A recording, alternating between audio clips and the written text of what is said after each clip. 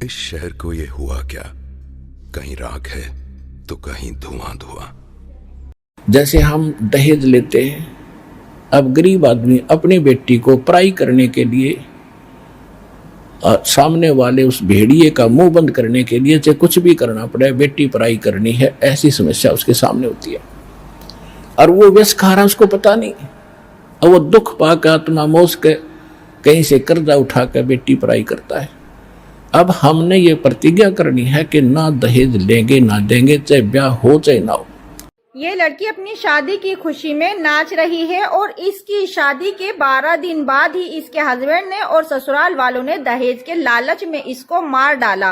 मृतक के परिजनों ने पुलिस को शिकायत दी है कि पूजा के ससुराल वाले उसे दहेज के लिए परेशान किया करते थे, जिसके बाद पुलिस ने परिजनों के बयान के आधार पर पति, सास, ससुर के खिलाफ दहेज हत्या का केस दर्ज कर लिया और आगे की कार्रवाई में जुट गई है।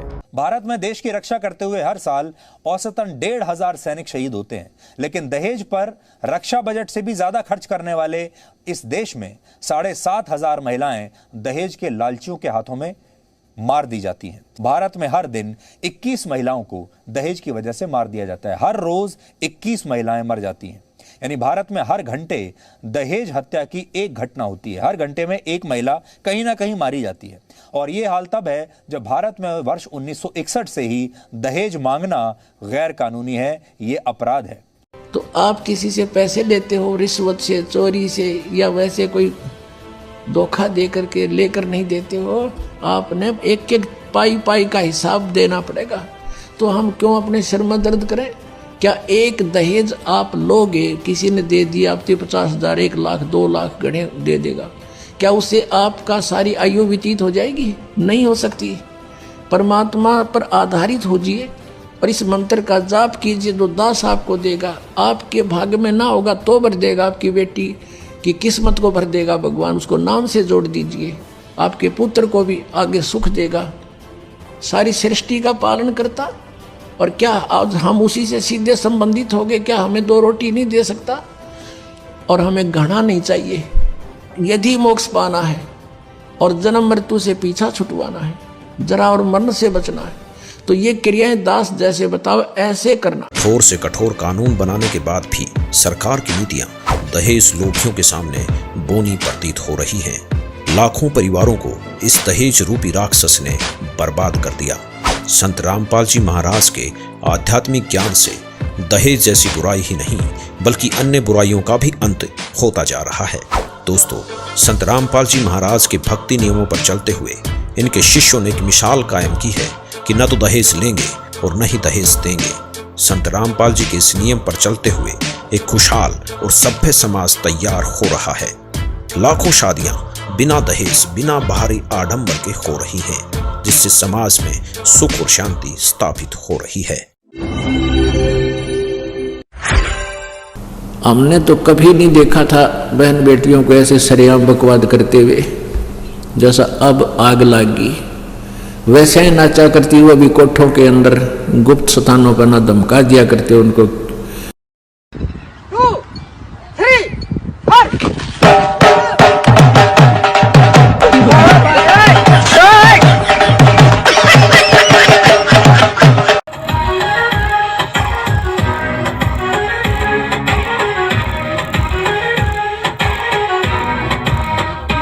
कोई ऐसी वैसी लड़की होती तो आम आदमी खुड़का दिया करता था। और आज बाप भी नाचे, माँ भी नाचे, और जवान बेटियां बकवाद करें वहीं सरेआम गली में, तो कैसा जुल्म हो गया। ऐसे वो शाम ने तो डीजे बाजे और सारी बकवाद करें, वो भी पेपर मारी, और अगले दिन वो कलानौर के पास जाकर रोहतक से बारात गई थी। वो दूल्हे वाली गाड़ी किसी 4 व्हीलर या ट्रक से टकराएगी। वो दूल्हा भी मर गया, 5-7 और मर गए। अगला दिन टक्कर मारे, बाल पाड़े हुए जो कल डीजे आगे नाचे थी। तो परमात्मा कहते हैं क्यों बकवाद में 5 धड़के भी रख के बिजली गिर जाए। कब हर कोई जश्न में डूबा हुआ था। बाराती डांस कर रहे थे, दूल्हा घोड़ी पर बैठकर मंडप की ओर जा रहा था कि अचानक कोहराम मच गया। बारात में किसी ने एक फायर किया, ये गोली सीधे दूल्हे को जा लगी और 7 फेरों से पहले ही दूल्हे की मौत हो गई। तो तुमने बकवाद खाम खा शुरू करा कि शराब पीना, हुक्का पीना और ये मांस खाना, ये कोई अच्छी बात है? और फिर ये नाचना, डांस करना, हैं, और ये और तरह की 100 बीमारियां ला ली अपने साथ में। Shockingly, 26.7 crore adults in India are tobacco users. This means every third adult consumes tobacco. Cigarette, जिसकी वजह से हर 2 मिनट में 3 लोगों की डेथ होती है।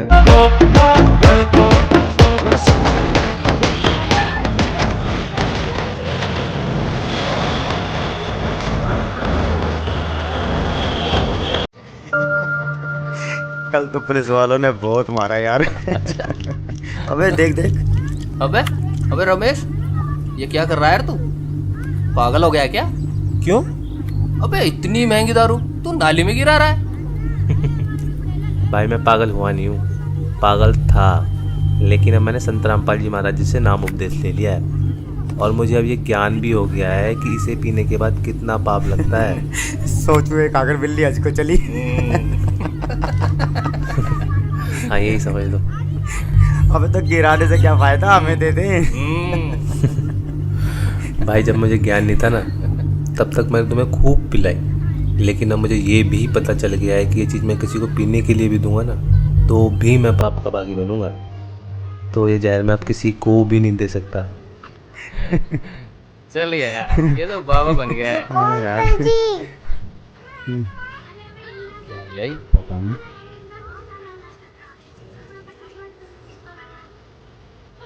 अरे ये क्या ले आई? ये हमारे गुरुजी संत रामपाल जी महाराज की पुस्तक जीने की राह। हाँ अंकल जी, जीने की राह, जिसे पढ़ने के बाद लाखों लोगों ने भी नशा छोड़ा है। तो आप भी पढ़िए।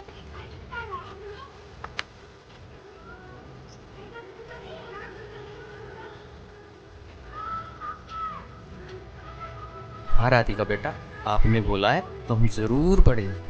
अच्छा तो बोलो फिर, बंदी छोड़ सतगुरु रामपाल जी महाराज की जय हो।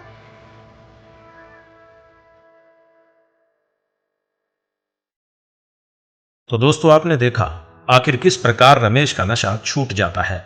संत रामपाल जी से जुड़कर लाखों लोगों ने अपना नशा छोड़ा है। संत रामपाल जी ही पूरे विश्व में एकमात्र ऐसे संत हैं जिनके लाखों फॉलोअर्स हैं, जिनमें से कोई भी नशे पते को हाथ तक नहीं लगाता।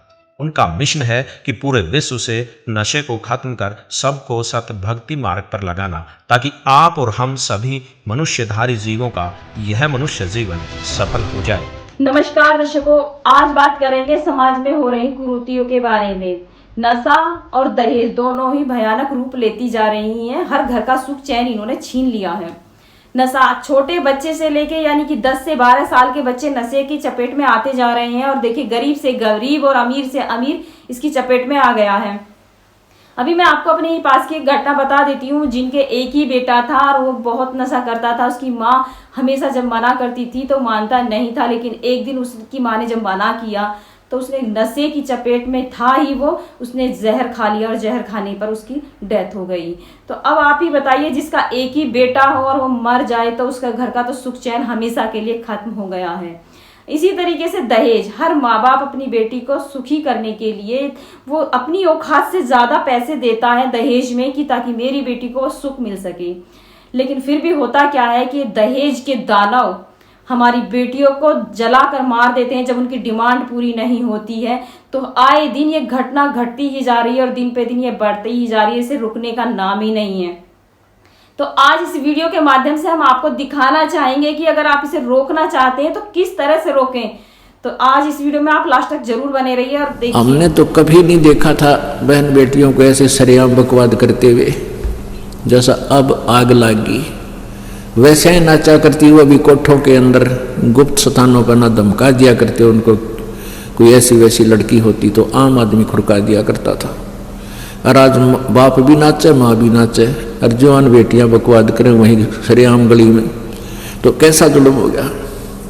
ऐसे वो शाम ने तो डीजे बाजे और सारी बकवाद करें, वो भी पेपर मारी। और अगले दिन वो कलानौर के पास जाकर रोहतक से बारात गई थी। वो दूल्हे वाली गाड़ी किसी 4 व्हीलर या ट्रक से टकराई। वो दूल्हा भी मर गया, 5-7 और मर गए। अगले दिन टक्कर मारे, बाल पाड़े हुए जो कल डीजे आगे नाचे थी। तो परमात्मा कहते हैं क्यों बकवाद में 5 दिहाड़ के भी रख के बिजली गिर जाए कब। इसलिए दास ये बताता है कि हमने साधु की तरह रहना है। परमात्मा कहते हैं साध सोए दो सीधा चाले। भक्त वही है जो बकवाद छोड़ के और एक बिल्कुल साधारण जीवन जीवे। तो नानक साहब जी कहते हैं ना जाने काल के कर डारे और किस विधि ढल जा पासा वे जिन्ना ते सरते मौत खुड़क दी उन्होंने केड़ा आसा वे। नानक जी से भक्त कहा करते थे भगवान आप बहुत खोए खोए से रहते हो, कभी मुस्कुराहट आपके चेहरे पर हमने देखी नहीं। तब कहते हैं भाई किस चीज पर मुस्कुराहट आवा यहाँ पर। मन तक हमें तो पता तुम्हारे साथ के बिजली गिरेगी और तुमने पता को ना तुम्हारे दुख से मैं दुखी हूँ कि यदि ने नियम तोड़ दिया ये काल के मुंह में जाएंगे। अपने शिष्यों को मालिक नानक साहब जी कहा करते थे। कहते साध मिले साड़ी, कहते फिर आपको भी खुश नहीं होते? खुश होता हूँ। साध मिले साड़ी शादी होंगी और बिछड़ जान दलगीरी वे अख दे नानक सुनो जी हाँ मुश्किल हाल फकीरी वे। ये मेरी भक्त आत्मा साध यानी संत भक्त साध चोए दो सीधा चाले यानी भक्त। जब मेरे भक्त यहाँ वापस आ जाते हैं सत्संग के दिन तो मेरा शादी होती है, हमारा खुशी होती है। आज यहाँ शादी हो रही है। और जब ये चले जाते हैं बिछड़ जाए दिलगीरी वे मुझे बड़ा दुख होता है कि कहीं इन बच्चों को कोई काल का दूत हमसे दूर ना कर दे, इनको मिसगाइड ना कर दे। और जब तुम एज इट इज आ जाते हो तो मुझे बहुत खुशी होती है कि मेरे पौधों को दीमक लगी नहीं, कीड़ा नहीं लगा। साध मिले साड़ी शादी होंगी विछड़ जाए दिलगीरी वे अख दे नानक सुनो जहाना मुश्किल हाल फकीरी वे। इस काल के लोक में भक्ति बड़ी कठिन होगी क्योंकि सतमार्ग बताने वाला एक और अज्ञान फैलाने वाले लाखों और करोड़ों। तो इस प्रकार कहते हैं जो मुश्किल हाल फकीरी वे कि भक्ति का कराना और करना बड़ी मुश्किल हो गया है। इन नकली संतों और ऋषियों के द्वारा भ्रमित कर दिया समाज। तो इस प्रकार हमने अपने इन क्रियाओं को भी सेट करना है। कई कहते हैं आपके गुरु जी तो नरे नियम बता दे हैं, इतने नियम ब्या करें। और नियम है वह तो तुमने बकवाद खाम खा शुरू करा कि शराब पीना, हुक्का पीना और ये मांस खाना, ये कोई अच्छी बात है? और फिर ये नाचना डांस करना और ये और तरह की 100 बीमारियां ला ली अपने साथ में कि सीधे कि पी लिए। अपनी बेटी ने भगवान का सहारा दिला दो। राम रटत कन्या भली, राम रटत कन्या भली साकट बलो न पूते।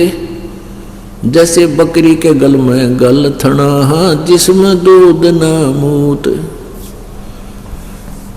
अपनी बेटी हमें वो बेटी हमारी अच्छी है उस साकट बेटे थे। पुण्यात्मा उस समय जो परमात्मा 600 वर्ष पहले आए हुए थे और अभी भी इस तत्व ज्ञान से अपरिचित लोग बेटी से अधिक बेटे को महत्व देते हैं। यह हमारी ये भी एक काल का जाल है। और यहाँ तक अज्ञान फैला रखा है अज्ञानी ऋषि काल के दूतों संतों ब्राह्मणों ने। कहते हैं जिसका पुत्र ना हो ना उसकी तो गति नहीं हो सकती। गति पुत्र तो ना हो भाई, मंत्र तो होएगी, भगवान की भक्ति से होएगी। वो तो अपने पिंड भराण की खातिर अपना कनागत कटवाण की खातिर प्रेरणा करते हैं। छोरा होगा तो तुमने श्राद्ध काटेगा, छोरी चली जाएगी, तुमने पूछा को ना कोई। लड़के और लड़की में कति अंतर नहीं मानना चाहिए। परमात्मा जो दे उसमें सब्र करे। या आग लागी थी थोड़े से दिन पहले, अब तो सरकार ने कुछ कानूनी सख्त सा बना दिया और फिर भी अपने आप भी बुद्धिमान लोग हो गए, समझने लगे। नहीं तो इस दहेज के कारण, इस दहेज ने सी आग ला रखी थी कि बेटी 2-3 बेटी होगी और एक बेटी पर 2 लाख 3 लाख रुपये लगेंगे और गरीब आदमी कैसे ब्याह होगा। अब ये आग हमने आप अपने पैर पर आपको अड़ा मार रखा था, अब इसने हम बंद कराएंगे, आप पर सुखी हो गए, बेटी बूढ़ी को ना लगे। ये अपनी इस कुरीति ने बेटी दुश्मन बना दी और बेटी के साथ धन नहीं, ये सत्कर मान लेना। बेटा और बेटी खाना खा रहे हो और काम कह देते माता पिता, भाई वो काम करना था, बेटी तो रोटी छोड़ के चली जाएगी और बेटा वो भी बैठा होगा ना, बिना खाता हो तो बिना होगा क्यों, कौन जानता क्यों, नो कान मारेगा। और बेटी रोटी छोड़ के चली जा, पहले तो अपने पिता के कुमावर, फिर आगे जाके अगले के कुमावे।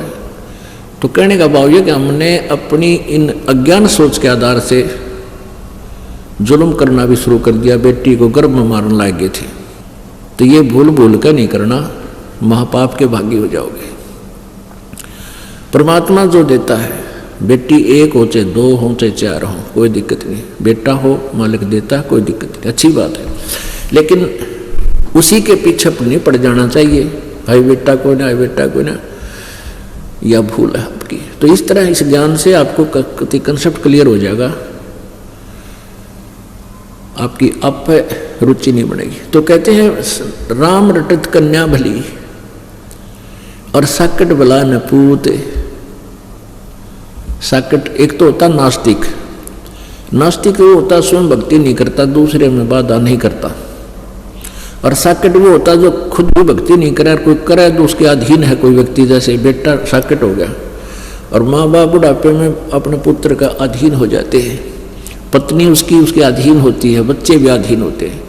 वो साकट है जो बच्चे, माता पिता और पत्नी भक्ति करने की चेष्टा करती है, नाम लेने जाना चाहती है, और वो साकट खुद भी भक्ति नहीं करता और उनको मना करता है, तो वो साकट है, वो दुष्ट इंसान है। फिर आगे चल के उसके ऊपर बहुत भयंकर आपदाएं आएंगी। परमात्मा कहते हैं नाम रटत कन्या भली साकट भला न पूत, और छेरी के गल में गलथना जिसमें दूध न मूत। छेरी माने बकरी, बकरी के गल में एक गण थन जैसी एक खाल लटका करे, बिल्कुल थन जैसा ही होता है, वो लटकता रहता है गले में। तो वो व्यर्थ का बोझ होता है उस बकरी के गल में, ना वो दूध का काम आवे ना मूत का, यानी किसी काम नहीं आता, व्यर्थ का वजन घसीट रही है। तो कहते हैं वो साकट बेटा, वो तो उस माँ बाप के गल में एक खाम खा का बोझ लटक गया कि उस पर 100 आपदाएं आवेंगी। भगवान से दूर प्राणी कदे सुखी नहीं रह सकता। ठीक है, जब तक कुछ पुण्य चलेंगे पूर्व संसार के तो वो सुखी नजर आओगा, और पाप भी शुरू होंगे, फिर पाप भी भोगने पड़ेंगे, फिर वो महादुखी होगा। तो बेटा दुखी होगा तो माँ बाप भी दुखी होंगे, उनकी भक्ति में बाधक बनेगा। और बेटी नाम ले रखा है, भक्ति करती है, उसका विवाह कर दिया, ससुराल जाएगी, तो वहाँ भी परमात्मा अपने उस पुण्यात्मा के साथ रहेगा।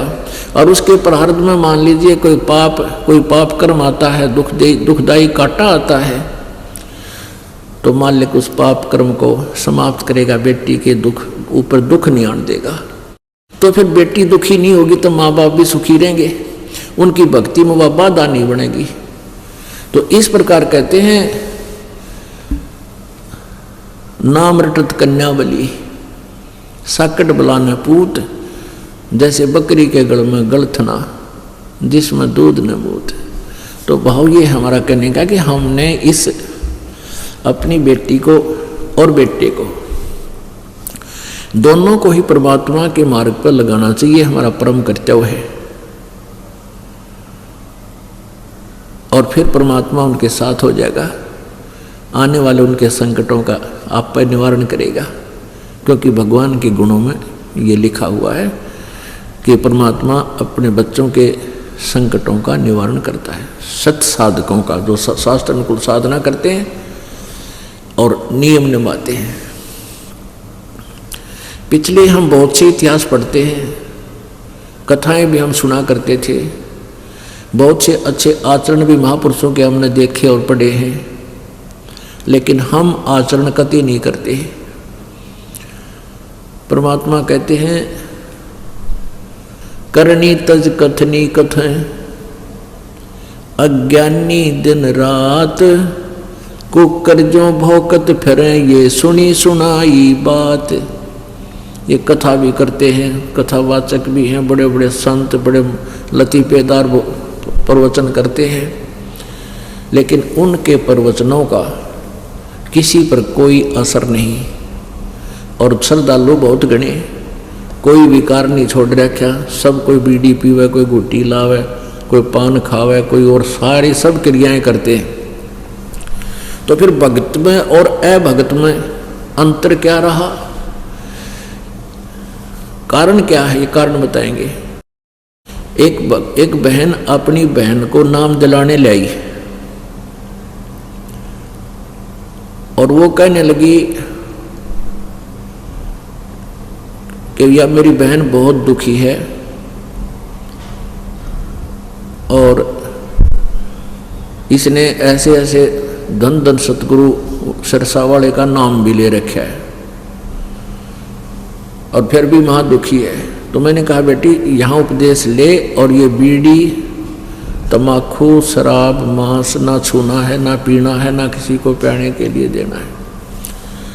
आप वो ये बीड़ी बैडी का तो मैंने उसको नहीं कहा बीड़ी शराब, क्योंकि वो लड़की थी वहाँ या के बीड़ी पीती होगी। बाकी हम नियम बताते हैं, पहले ये 10 पर्सनल बताया करता था, थोड़ी संगत होती थी तो उसको बताया ये साधना नहीं करनी है, ऐसी साधना करनी है।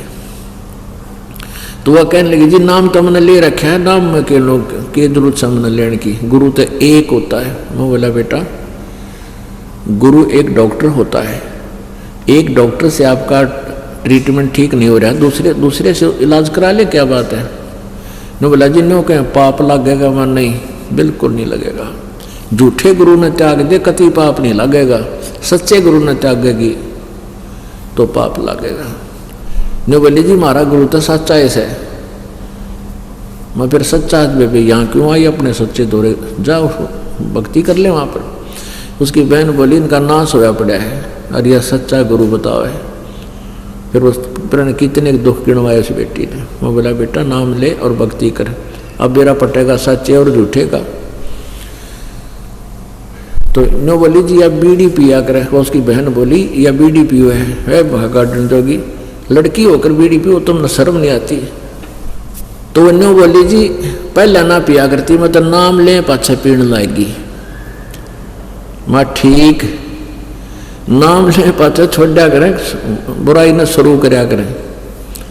वह कहने लगी जी हमारे में सत्संग में जाया करती, गांव में सत्संग करती हैं औरतें, और फिर बीच में जब रेस्ट करे ना वह बीड़ी पिया करे सारी, और प्लेट में डाल के बीड़ी और माचिस, अरे खुली सीख ऐसी बढ़िया सजा के सबको देती है एज ए प्रसाद।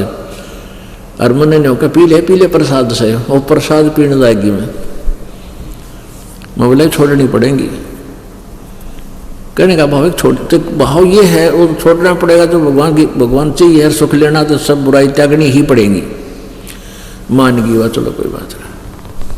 तो कारण क्या है कि उन संतों के पास वो भक्ति नहीं है मार्ग जिससे जीव को सुख मिले।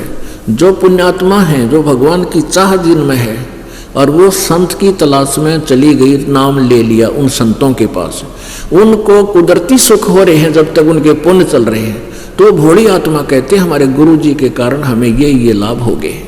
इसे लाभ तो हमारे भी हुआ करते, हम हनुमान जी ने श्याम जी ने पूजा करते, श्री कृष्ण जी ने कोई गुरु भी ना बना रखा था। जैसे कक्षा में पास हुए तो अपने हमारे भगवान ने पास कर दिया, हनुमान जी ने पास कर दिया, श्री कृष्ण जी ने कर दिया, फिर नौकरी मिली, बाबा श्याम जी की दया होगी, यानी सारे का नाम लिख देते थे निकल, भाई पुत्र हो गया, बेटी होगी, इस तरह नौकरी मिली पास। तो वो सब ये तो हमारे भी हुआ करते, तो कति को गुरु ना बना रखा था। ये तो जब तक हमारे पूर्व जन्म के पुण्य चल रहे थे वो हमें परमात्मा दे रहा था, और जिन्होंने गुरु बना रखा उनके भी चल रहे थे, उनको भी हो रहे हैं। तो वो नहीं सोचे थे जब तक उनको सुख था तो हमने इस गुरु जी से लाभ हो रहा है। और फिर उनकी दुर्गति होनी शुरू हुई, वो गुरु जी वही गड्ढा था और सारी बयान मैटी होगी। एक न्यू कहता है कि मेरे 2 लड़के थे, दोनों मर गए, हमने राधा स्वामी नाम ले रखे था। और जब तक न्यू का एक बहन मिली हमारे को रोहतक में, एक लौता पुत्र था, 25 साल का होकर मर गया, राधा स्वामी का नाम ले रही।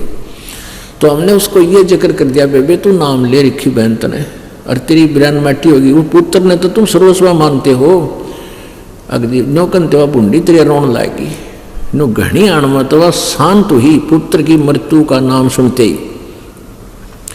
और फिर ने बोली अजी मेरे गुरुजी के बारे में कुछ ना कहो, ये तो मेरे भाग में था। फिर गुरुजी ने गाड़ेगी जो तेरे भाग में था रियो मर गया, फिर गुरुजी का सिर पे धरेगी, तू क्या करेगी गुरुजी का। यानी बहुत मुश्किल से समझाया, तो इतना बिगाड़ दिया इन लोगों ने काम, तो गुरुजी नहीं बदलना चाहिए। इतने श्रद्धालु वहां गए हुए हैं और उनको जब तक सुख चल रहे हैं तो वो औरों ने भी ले जाते हैं, देख हमारे ऐसे सुख हो गया, मैंने नौकरी मिल गई, फलान हो गया। और एक उनकी दुर्गति हो रही है, सारे की विरान माटी और वापस आने लग रहे बेचारे। अब रो रहे हैं कि मैंने 20 वर्ष खो दिए, मैंने 30 वर्ष खो दिए, कुछ भी लाभ नहीं हुआ, मैं उजड़ गया। कति मेरा 3 गाड़ी चलनी थी, आज एक भी कोई ना, रिक्शा भी नहीं, साइकिल भी नहीं रहा। कि जब तक उनके पुण्य चले तब तक वो सुखी नजर आए, और जब पाप कर्म का दौर चला वो पाप काटने के संत नहीं है। वो तो जैसा तुम्हारा प्रारब्ध मिल रहा है वो मिलता ही रहेगा।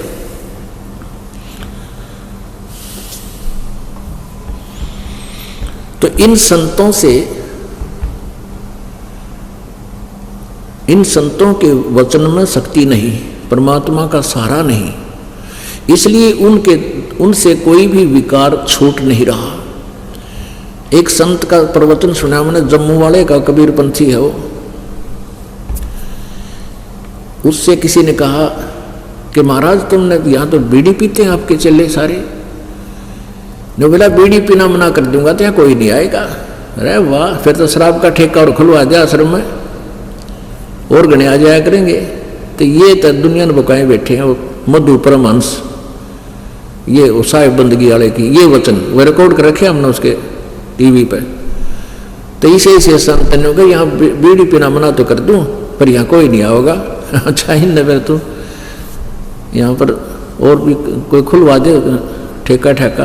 तो इस तरह के संत दुनिया मूर्ख बनाए बैठे हैं। श्रद्धालु बेचारे वो तो अननोन है, अनभिज है, किसी भी मार्ग से। डॉक्टर के सामने मरीज के बोले, चाहे कति नकली डॉक्टर हो और बोरो डॉक्टर का हो, अब मरीज के कहो तो बैठ जाएगा जाके, जी मेरा यह तकलीफ है, वो चाहे किसी टैबलेट देवे, उन्हें खाने तो मतलब है आराम हो ना हुआ उसके, तो नहीं होगा तो दूसरे दौड़ चला जाएगा। तो ऐसे आप जी को डॉक्टर बदलन में कोई हानि नहीं, लाभ होगा। गुरु बदलने में कोई पाप नहीं है, तुरंत बदल देना चाहिए। झूठे गुरु को तुरंत बदल देना चाहिए। अब परमात्मा, हमने जो बुराई को इसको समाप्त करना है, परमात्मा यही कहते हैं जब तुम्हारा आचरण ठीक होगा, तुम्हारा स्वभाव ठीक होगा, व्यवहार ठीक होगा, तभी तो तुम भक्ति गणी कर पाओगे। और छोटी छोटी बातों के ऊपर भाई के साथ भाई मुकदमा कर दे, बहन भाई का मुकदमा चल रहा है, इस माया के अंधे हो के लोग पता नहीं के जुल्म हो रहा है, तो फिर भक्ति कहाँ होगी? सारा दिन टेंशन बनी रहेगी। तो हमने बहुत सुधार की आवश्यकता है। जैसे राजा जनक ने सीता जी का ब्याह कर दिया और संस्कार था, अच्छी जगह भी राजा के लड़के का ब्याह कर दिया, और फिर सीता अब जैसे ही ब्याह करवाते हैं ना आप जी, फिर एक ब्याह शुद्धवान जावे बामण दौरे पंडित जी के पास, ब्याह सदवावेंगे, यानी कौन सा ब्याह किस लगन में किस नक्षत्र में ठीक रहेगा। तो ये ब्राह्मण लोग यानी ये बताने वाले ज्योतिषी जाछी ये नो कहेंगे फलानी तारीख को शुभ है, उसको शुभ है, इस महीने में ब्याह नहीं करना चाहिए, इसी लटोटर बताएंगे। और उन सभी आज तक जितने भी भक्त व्यक्ति हैं सभी ने इन ब्राह्मणात लगन कढ़वा के ब्याह करे, और फिर भी बेटी विधवा होगी, फिर भी उनकी दुर्गति हो रही।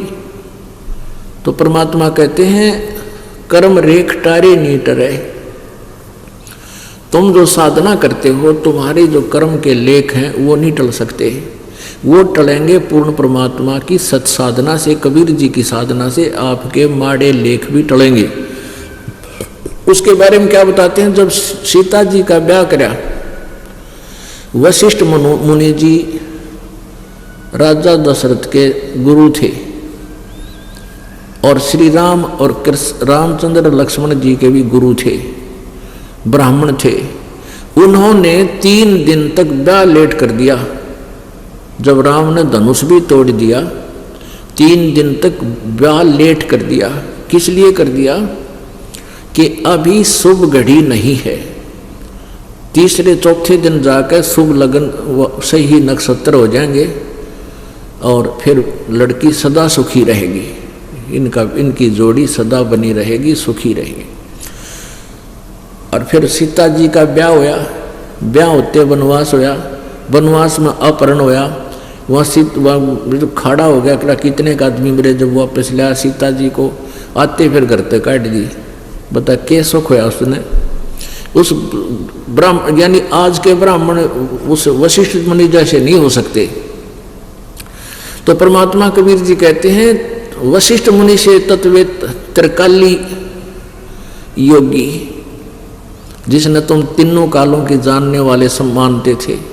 वशिष्ठ मुनि से तत्वेता योगी और शोध के लगन धरे और सीता हरण मरण दशरथ का वो बन बन राम फिर के सारा दिया उस लगन के शोधन ने।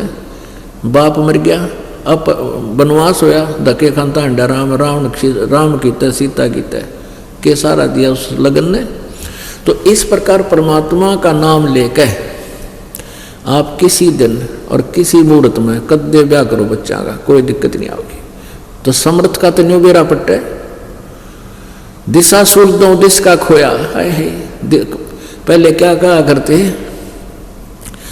ये जाते थे ना व्यापारी लोग, तो वो ब्राह्मण कह देते कहाँ जा रहे हो, कि इस दिशा में जाना, हमने दिशा बताओ ब्राह्मण जी, ये दिशा ठीक है कि नहीं? ना, इस दिशा में ना जाइए, इधर दिशा सूल है। अरे उसने जाना उससे व्यापार करने, बता दूसरी साइड में क्या गड्ढे का, वो जाना तो वहीं था, 1 हफ्ता वहाँ बैठे रहते, होना होता वो हो ही जाता। तो परमात्मा कहते हम ऐसा नाम देंगे थारे 10 दिशा का दिशा सूल समाप्त हो जाएगा, चाहे लेफ्ट जाइए, चाहे राइट, ऊपर जाइए, चाहे नीचे, कहीं यानी आकाश में, विमान में जाना, चाहे किसी तरह जाना।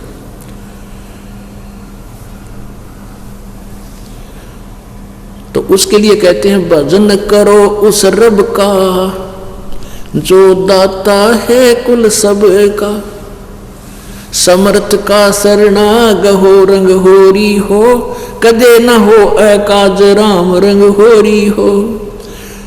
गरीबदास साहब जी जो परमात्मा की महिमा से परिचित हुए, फिर उनके पास जैसे होली वाले दिन भगतवीर और गांव के भी जैसे आपस में आओ महाराज को होली खेल लेंगे, इन्होंने बोला अब हम ना खेला करते या होली, हम तो वो आज तुम होली खेल रहे और एक का बालक मर जा, सारी होली फेल, गांव में तोवा ना चढ़े तुम्हारे। तो हम कहते हैं समर्थ का शरणा गहो रंग होरी हो, यानी उस समर्थ की शरण में आ जाओ, पूर्ण परमात्मा कंप्लीट गॉड की शरण में, कबीर जी की में, फिर थारा सदा खुशी रहेगी, सदा त्योहार रहेगा। समर्थ का शरणा गहो रंग होरी हो, भाई कदे न हो अकाज राम रंग होरी हो। फिर कभी भी तुम्हारा अकाज नहीं होगा, तारा बुरा नहीं होगा, वो राम नाम की होरी थारा सदा बनी रहेगी। तुम कहते हैं ऐसी होरी खेलो तुम।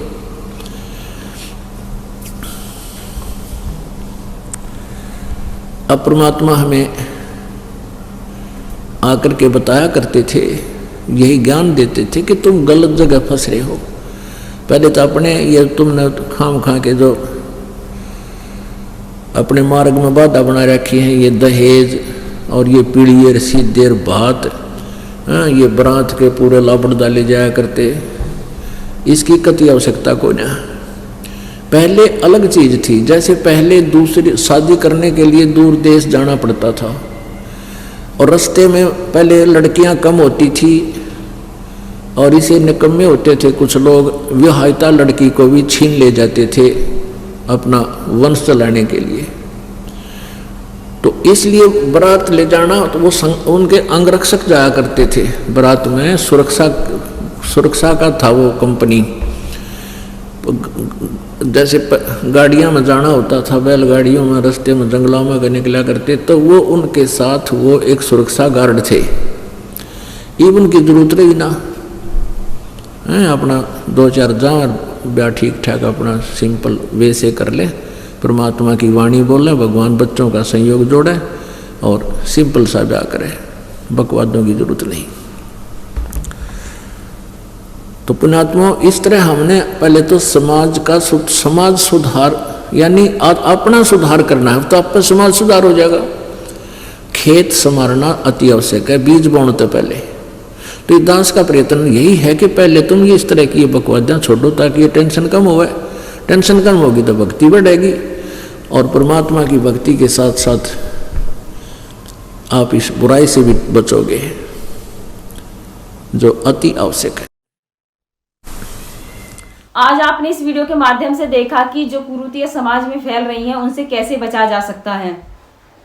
सरकार ने भी बहुत कोशिश की है, देखिए दहेज मुक्त शादी कराने की, और नशे के लिए काफी जगह नशा मुक्ति केंद्र भी खोल रखे हैं, लेकिन फिर भी ये कम होने का नाम ही नहीं रहे हैं।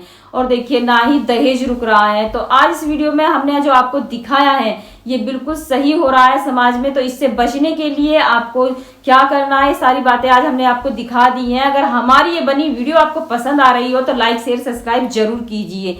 सत साहिब, नमस्कार।